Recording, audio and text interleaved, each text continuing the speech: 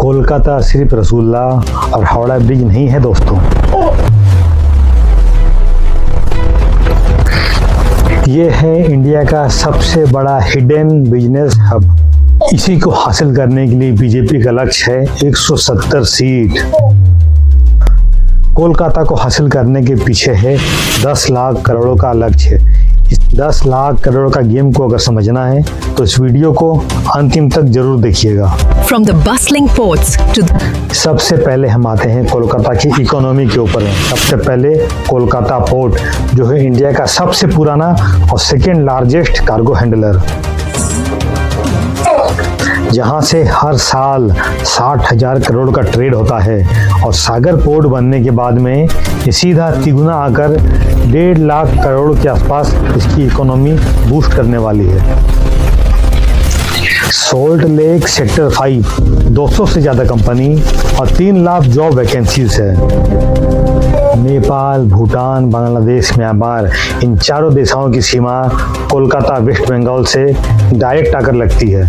यहाँ से ट्रेड करना बहुत ही आसान है और कम खर्चे वाला। मतलब एक ही शहर में पोर्ट, आईटी, मैन्युफैक्चरिंग और लॉजिस्टिक लगभग सब कुछ है। अब समझते हैं बीजेपी के बिजनेस प्लस पॉलिटिक्स वाला कैलकुलेशन।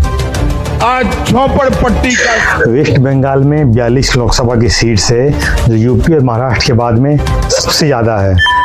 जो बीजेपी के पास नॉर्थ, सेंट्रल, वेस्ट सारा कुछ है, लेकिन ईस्ट खाली है, जो मेन गढ़ है। कोलकाता जीतने का मतलब है एंटायर नॉर्थ ईस्ट पे कब्जा और कोलकाता की ज़मीन से नेपाल, भूटान, म्यांमार और बांग्लादेश के साथ में ट्रेड करना।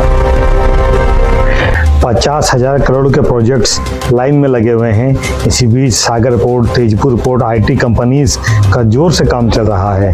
लेकिन ममता बनर्जी का कहना है कि सेंट्रल उन्हें सपोर्ट नहीं करती, लेकिन सेंट्रल का कहना है कि ममता बनर्जी बिजनेस को बढ़ावा नहीं दे रही है। बीजेपी सेंट्रल गवर्नमेंट की तरफ से SIR का होना एक बड़ी उपलब्धि मान रहा है।